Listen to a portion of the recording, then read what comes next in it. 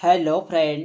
तो कैसे हैं आप लोग। आशा करता हूँ आप सभी अच्छे होंगे और तैयारी आप लोगों की काफ़ी अच्छी चल रही होगी। तो देखो हमारे उत्तराखंड जीके सीरीज चल रही थी, तो आज की क्लास में भी आपको उत्तराखंड जीके के अति महत्वपूर्ण प्रश्न यहाँ पे देखने को मिलेंगे, जो आपकी आने वाली सभी भर्ती परीक्षाओं के लिए काफ़ी महत्वपूर्ण होंगे। तो आज की क्लास काफ़ी महत्वपूर्ण क्लास होने वाली है, तो आप लोग क्लास को शुरू से अंत तक ज़रूर देखेगा, आपको आने वाले एग्जाम में काफ़ी हेल्प मिलेगी। तो आज की क्लास को हम शुरू करते हैं बिना किसी देरी के।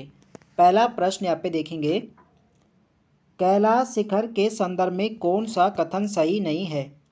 तो यहाँ पे आप लोग ऑप्शन देख सकते हैं, इस पर्वत के पत्थर काले रंग के हैं। तो बिल्कुल सही है, जो कैलाश शिखर है इसके जो पत्थर हैं काले रंग के हैं, बिल्कुल सही है।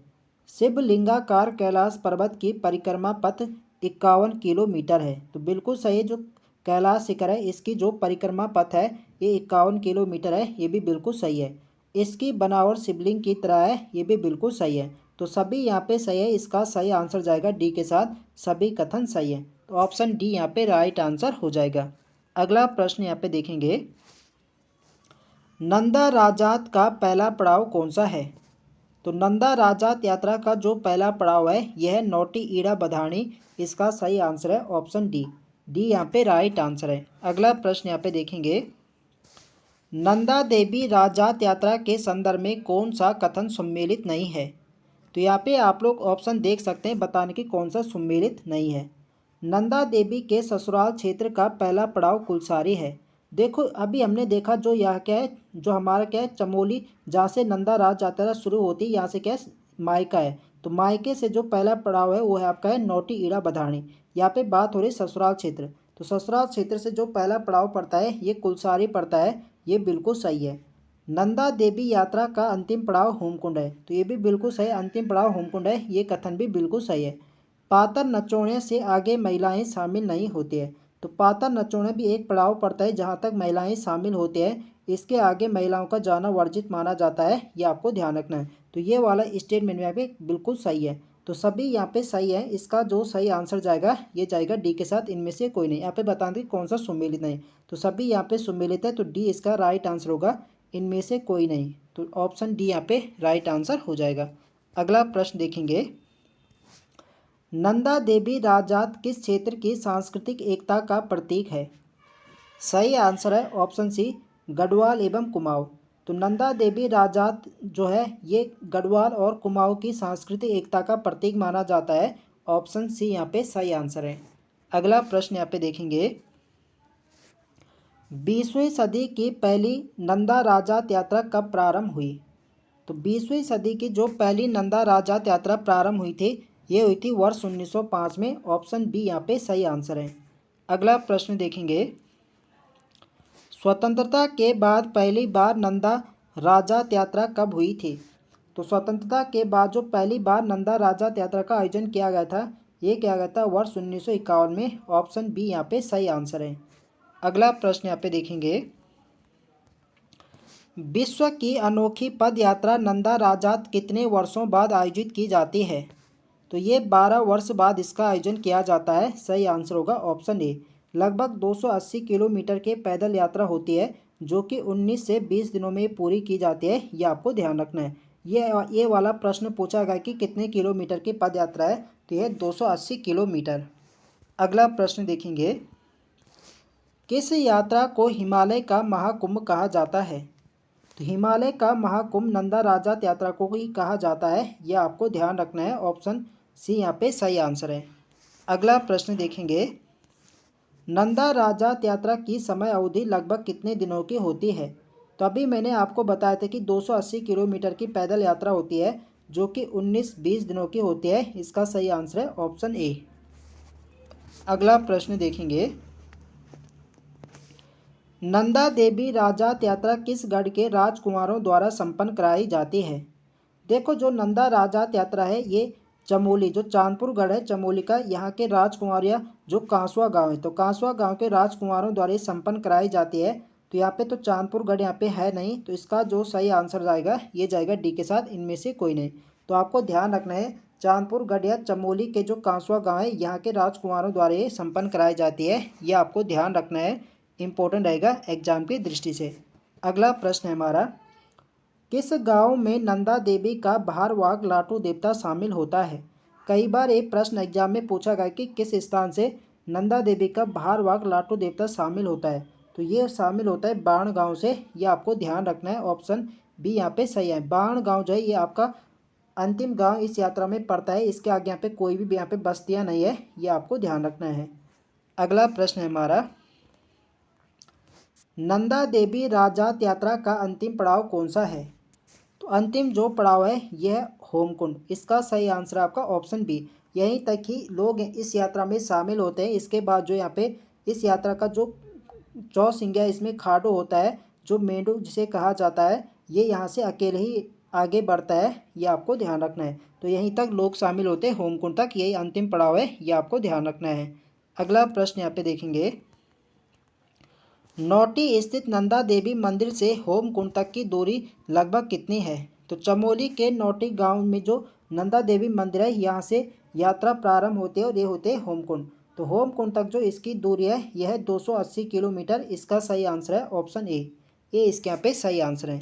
देखो फ्रेंड्स, वीडियो पसंद आ रही तो फ्रेंड्स वीडियो को लाइक करें, शेयर करें, और जो लोग चैनल पर नए हैं चैनल को सब्सक्राइब करें। अगला प्रश्न है हमारा, नंदा देवी यात्रा के किस पड़ाव के बाद कोई बस्ती नहीं है? तो इसका जो सही आंसर है ये आपका ऑप्शन है बाण गांव। तो बाण गांव के बाद कोई बस्ती नहीं है। इसका सही आंसर है ऑप्शन ए। अगला प्रश्न देखेंगे, निम्न में से कौन कौन से नंदा देवी राजात यात्रा के प्रमुख पड़ाव हैं? तो यहाँ पे आप लोग ऑप्शन देख सकते हैं कौन कौन से पड़ाव हैं। तो कुलसारी भी इसका क्या है, अभी हमने देखा कि ससुराल क्षेत्र से जो पहला पड़ाव पड़ता है ये पड़ता है कुलसारी। तो कुलसारी भी है, नंद केसरी भी है, और गरोली पाताल भी है, और शीला समुद्र भी है। तो सभी इसके पड़ाव है। तो इसका सही आंसर जाएगा सी के साथ 1 2 3 4। अगला प्रश्न देखेंगे, पातर नचोड़े नामक स्थान का संबंध किस यात्रा से है? तो इसका संबंध है आपका नंदा देवी राजात यात्रा से। ऑप्शन बी यहाँ पे सही आंसर है। यहीं तक कि पातर नचोड़े तक ही महिलाएं शामिल होते हैं इस यात्रा में, ये आपको ध्यान रखना है। अगला प्रश्न देखेंगे, कौन सी यात्रा अल्मोड़ा कौसानी डीडीहाट होते हुए धारचूला पहुंचती है? तो इसका जो सही आंसर है ये ऑप्शन बी कैलाश मानसरोवर यात्रा। कैलाश मानसरोवर यात्रा जो है ये आपके अल्मोड़ा कौसानी डीडीहाट होते हुए धारचूला पहुंचते हैं। इसका सही आंसर है आपका ऑप्शन बी। बी यहाँ पे सही आंसर है। अगला प्रश्न यहाँ पे देखेंगे, निम्न में से किसका संबंध नंदा देवी राजात यात्रा से है? तो यहाँ पे आप लोग देख सकते हैं चौसिंगा मेंढू या खाडो। तो चौसिंगा मेंढू इसमें प्रमुख यहाँ पे होता है। जुमरांगली दर्रा भी इसका एक पड़ाव है। छतौली रिंगाल से एक निर्मित जो होती है ये भी इसमें शामिल होती है। इसका जो सही आंसर होगा ये होगा आपका ऑप्शन डी, उपयुक्त सभी। इन सभी का संबंध नंदा देवी राजात यात्रा से। इसका सही आंसर जाएगा डी के साथ, उपयुक्त सभी। अगला प्रश्न देखेंगे, पिथौरागढ़ के लिपुलेख दर्रे से होकर जाने वाली यात्रा कौन सी है? तो कई बार इस प्रश्न को हम देख चुके हैं कि पिथौरागढ़ के लिपुलेख से जो यात्रा जाती है ये जाती है कैलाश मानसरोवर यात्रा। इसका सही आंसर है आपका ऑप्शन ए। अगला प्रश्न यहाँ पे देखेंगे, कैलाश शिखर की बनावट निम्न में से किसके समान मानी जाती है? तो कैलाश शिखर की जो बनावट है ये शिवलिंग की तरह है। इसका सही आंसर है आपका ऑप्शन बी। बी इसके यहाँ पे सही आंसर है। आपको ध्यान रखना है जो कैलाश शिखर है इसकी जो परिक्रमा पथ है कितनी हमने देखा था, ये है 51 किलोमीटर। 51 किलोमीटर इसकी परिक्रमा पथ है, यानी गोलाई में। ये भी आपको ध्यान रखना है। अगला प्रश्न देखेंगे, निम्न कथनों पर विचार कीजिए। तो यहाँ पे आप लोग ऑप्शन देख सकते हैं, पिथौरागढ़ की सोर घाटी में धान रोपाई के समय हिल जात्रा उत्सव मनाया जाता है। तो बिल्कुल सही है, जो हिल जात्रा उत्सव है ये आपके पिथौरागढ़ क्षेत्र में धान रोपाई के समय मनाया जाता है, बिल्कुल सही है। हिल जात्रा उत्सव में स्वांग नृत्य किया जाता है, तो ये भी बिल्कुल सही है। हिल जात्रा में स्वांग नृत्य किया जाता है। दोनों कथन यहाँ पे सही है। तो इस प्रश्न का सही आंसर जाएगा सी के साथ, पहला व दूसरा दोनों यहाँ पे क्या सही है। अगला प्रश्न यहाँ पे देखेंगे, कैलाश मानसरोवर यात्रा के मार्ग में निम्नलिखित में से कौन कौन से स्थान पड़ते हैं? तो कैलाश मानसरोवर यात्रा में कौन कौन से स्थान पड़ते हैं? तो अल्मोड़ा पड़ता है, चौकोड़ी पड़ता है, और धारचूला। ये तो पढ़ते हैं लेकिन मसूरी नहीं, मसूरी क्या, मसूरी तो इधर साइड हो गया, तो मसूरी यहाँ पे नहीं होगा। तो इसका क्या होगा, 1 2 3। तो 1 2 3 ऑप्शन किस में है, ये है ऑप्शन ए। तो इस ए इसके यहाँ पे सही आंसर हो जाएगा। अगला प्रश्न देखेंगे, पश्चिमी नेपाल की देन हिल यात्रा उत्सव का मुख्य पात्र कौन है। तो कुमाऊं क्षेत्र में धान रोपाई के समय हिल यात्रा उत्सव मनाया जाता है और इसका जो मुख्य पात्र है यह है लखिया बूथ। ये आपको ध्यान रखना है, ऑप्शन सी यहाँ पे सही आंसर है। अगला प्रश्न यहाँ पे देखेंगे, अस्कोट आराकोट यात्रा किस संस्था द्वारा आयोजित की जाती है। तो अस्कोट आराकोट यात्रा जो है ये की जाती है पहाड़ संस्था। तो पहाड़ संस्था के द्वारा आयोजित की जाती है अस्कोट आराकोट यात्रा, ऑप्शन सी यहाँ पे सही आंसर है। अगला प्रश्न यहाँ पे देखेंगे, उत्तराखंड का 5वां धाम किस यात्रा को कहा जाता है। तो यहाँ पे बात हो रही है कि किस यात्रा को उत्तराखंड का 5वां धाम कहा जाता है। तो इसका जो सही आंसर है ये आपका है ऑप्शन बी, खतलिंग रुद्रा देवी यात्रा। तो खतलिंग रुद्रा देवी यात्रा को उत्तराखंड का 5वां धाम यात्रा कहा जाता है, ये आपको ध्यान रखना है। उत्तराखंड का जो 5वां धाम कहा जाता है वो जागेश्वर धाम को कहा जाता है, लेकिन पूछा जाए कि उत्तराखंड का 5वां धाम यात्रा किसे कहा जाता है, तो ये कहा जाता है खतलिंग रुद्रा देवी यात्रा को, ये आपको ध्यान रखना है। अगला प्रश्न यहाँ पे देखेंगे, उत्तरकाशी में प्रतिवर्ष चैत्र मास के कृष्ण पक्ष की त्रयोदशी तिथि को कौन सी एक दिवसीय पौराणिक यात्रा प्रारंभ होती है।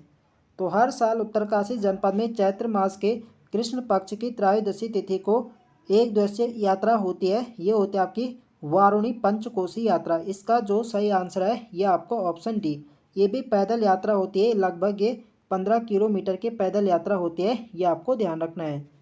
अगला प्रश्न यहाँ पे देखेंगे, गाड़ू घड़ी यात्रा के संबंध में कौन सा कथन सही है। तो यहाँ पे आप लोग ऑप्शन देख सकते हैं, यह एक चांदी का पात्र होता है, तो बिल्कुल सही है, इसमें एक चांदी का पात्र होता है, बिल्कुल यहाँ पे सही है। टिहरी राज परिवार की महिलाओं द्वारा तिलों का तेल निकाला जाता है। तो बिल्कुल सही, टिहरी राज परिवार की महिलाओं द्वारा यहाँ पे तिलों का तेल निकाला जाता है और उसी तिल के तेल से बद्रीनाथ धाम के जब कपाट खुलते हैं उसके शुभ मुहूर्त पर अखंड ज्योति यहाँ पे जलाई जाती है उसी तिल के तेल से, ये आपको ध्यान रखना है। तो सभी यहाँ पे सही है, तो इसका सही आंसर होगा ऑप्शन डी, उपरोक्त सभी। देखो प्रश्न पूछा जाए कि गाड़ू घड़ी यात्रा का संबंध किससे है, तो ये आपका टिहरी और बद्रीनाथ चमोली से, ये आपको ध्यान रखना है। अगला प्रश्न यहाँ पे देखेंगे, देखो अगला प्रश्न यहाँ पे ये आ गया कि गाड़ू घड़ी यात्रा का संबंध निम्न में किन 2 जनपदों से है। तो इसका संबंध आपका है टिहरी और चमोली। तो इसका सही आंसर होगा आपका ऑप्शन ए, टिहरी और चमोली बद्रीनाथ। तो ऑप्शन यहाँ पे राइट आंसर हो जाएगा। अगला प्रश्न हमारा, कुमाऊं क्षेत्र में घुघुतिया अथवा काले कौवे का त्यौहार किसे कहा जाता है। तो इसका जो सही आंसर है यह आपका ऑप्शन है मकर संक्रांति, ये इसके यहाँ पे सही आंसर। देखो मकर संक्रांति के दिन कुमाऊं क्षेत्र में आटे के यहाँ पे टेढ़े मेढ़े यहाँ पे घुघुत बनाए जाते हैं, जिससे यहाँ पे जिनके यहाँ पे माला बनाकर यहाँ पे छोटे बच्चे गले में टांग कर यहाँ पे कौवों को खिलाते हैं, इसीलिए इस त्यौहार को यहाँ पे काले कौवा त्यौहार भी कहा जाता है। जब यहाँ पे बच्चे गले में माला टांगते हैं तो उस आटे के जो टेढ़े मेढ़े घुघुत बनाए जाते हैं कौवों को बुलाकर उन्हें खिलाते हैं, ये आपको ध्यान रखना है। तो इसीलिए इसे क्या है काले कौवा त्यौहार भी कहा जाता है। और गढ़वाल में मकर संक्रांति को किस नाम से जाना जाता है, तो गढ़वाल में इसे खिचड़ी संक्रांत के नाम से जाना जाता है, ये भी आपको ध्यान रखना है। कुमाऊं में तो घुघतिया होगा, गढ़वाल में खिचड़ी संक्रांत। अगला प्रश्न यहाँ पे देखेंगे, कुमाऊं क्षेत्र में गाय त्यौहार अथवा गायों के त्यौहार के नाम से प्रसिद्ध खतडुआ त्यौहार कब मनाया जाता है। तो कुमाऊं क्षेत्र में गाय त्यौहार अथवा गायों का त्यौहार जिसे खतडुआ त्यौहार कहा जाता है, ये कब मनाया जाता है, तो ये मनाया जाता है 17 सितंबर को। इसका सही आंसर है ऑप्शन सी, सी इसके यहाँ पे राइट आंसर है। अगला प्रश्न यहाँ पे देखेंगे, उत्तराखंड राज्य में मनाए जाने वाले त्योहारों के संदर्भ में कौन सा सही नहीं है। तो यहाँ पे आप लोग ऑप्शन देख सकते हैं, कलाई कुमाऊं क्षेत्र में फसल कटने के उपलक्ष्य में मनाए जाने वाला त्यौहार है। तो बिल्कुल सही, कलाई त्यौहार कुमाऊं में फसल काटने के उपलक्ष्य में मनाया जाता है, ये कथन बिल्कुल सही है। अगला यहाँ पे देखेंगे, नुनाई नुनाई देहरादून में जौनसार बाबर क्षेत्र में श्रावण मास में मनाए जाने वाला त्यौहार है। तो बिल्कुल सही, जो नुनाई त्यौहार है यहाँ के जौनसार बाबर क्षेत्र में श्रावण माह में मनाया जाता है और ये मनाया जाता है पशुपालकों द्वारा। ये जो ये भेड़ से संबंधित ये त्यौहार होता है, इस दिन क्या होता है, भेड़ों के यहाँ पे नमक यहाँ पे खिलाया जाता है। जैसे यहाँ पे स्थानीय भाषा में नमक को नून कहा जाता है, इसी से इसका नाम पड़ा है नुनाई त्यौहार। तो इसे भेड़ पालकों का त्यौहार भी से कहा जाता है, ये आपको ध्यान रखना है। तो नुनाई त्यौहार कहाँ मनाया जाता है? ये मनाया जाता है जौनसार बाबर क्षेत्र में। ये भी बिल्कुल यहाँ पे क्या सही है। संवत्सर प्रतिपदा इस दिन हरेला बोया जाता है एवं पंचांग सुना जाता है। तो ये भी यहाँ पे बिल्कुल यहाँ पे सही है। इस दिन यहाँ पे हरेला बोया जाता है और पंचांग सुना जाता है, ये भी बिल्कुल सही है। बैंसी 122 दिनों तक आयोजित होने वाला धार्मिक त्यौहार है। तो देखो बैंसी 122 नहीं बल्कि क्या है 22 दिनों तक ये आयोजित होता है। तो यही यहाँ पे आज सुमेलित यहाँ पे हो जाएगा। तो हमें आज सुमेलित यहाँ पे बताना था, तो ऑप्शन डी यहाँ पे राइट आंसर हो जाएगा। तो आपको ध्यान रखना है जो बैंसी त्यौहार है ये 22 दिनों तक मनाए जाने वाला धार्मिक त्यौहार है। अगला प्रश्न यहाँ पे देखेंगे, उत्तराखंड में श्रावण माह के प्रथम दिन मनाया जाने वाला त्यौहार जिसमें 5 या 9 प्रकार के अनाज बोए जाते हैं। सही आंसर है आपका ऑप्शन बी हरेला। श्रावण माह में मनाया जाता है हरेला त्यौहार, जिसमें 5, 7 या 9 प्रकार के अनाज बोए जाते हैं। जिस दिन हरेला होता है उस दिन इसे हरियाली से काटी जाती है, ये आपको ध्यान रखना है। वर्तमान में जो हरेला पर्व है पूरे उत्तराखंड में बड़े धूमधाम से मनाया जा रहा है, जिसमें इसमें वर्तमान में से क्या है पौधरोपण यानी वृक्षारोपण के रूप में से मनाया जा रहा है, ये आपको ध्यान रखना है।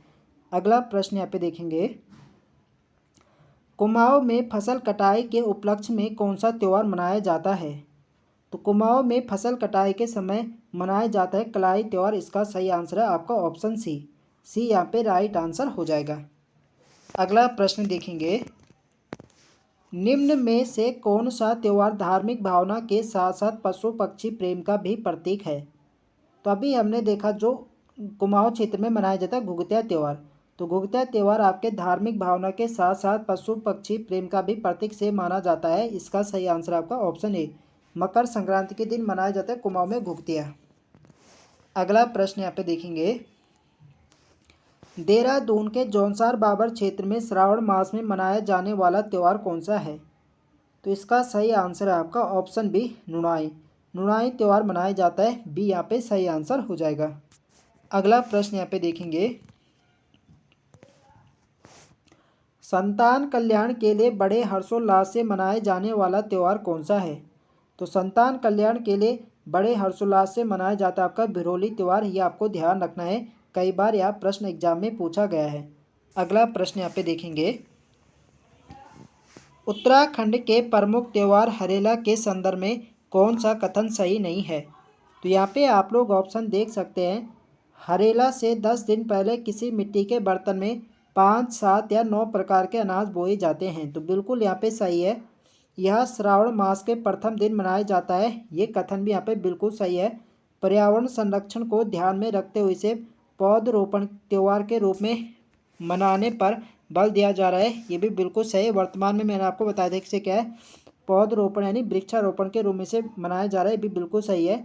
यह राज्य का एकमात्र ऐसा त्यौहार है जिसमें किसी देवी देवता की पूजा नहीं होती। देखो देवी देवता की पूजा तो होती है, तो ये वाला पे क्या गलत हो जाएगा। तो यहाँ पे बताते हैं कौन सा कथन सही नहीं, तो डी यहाँ पे सही नहीं, तो डी इसका राइट आंसर हो जाएगा। अगला प्रश्न देखेंगे,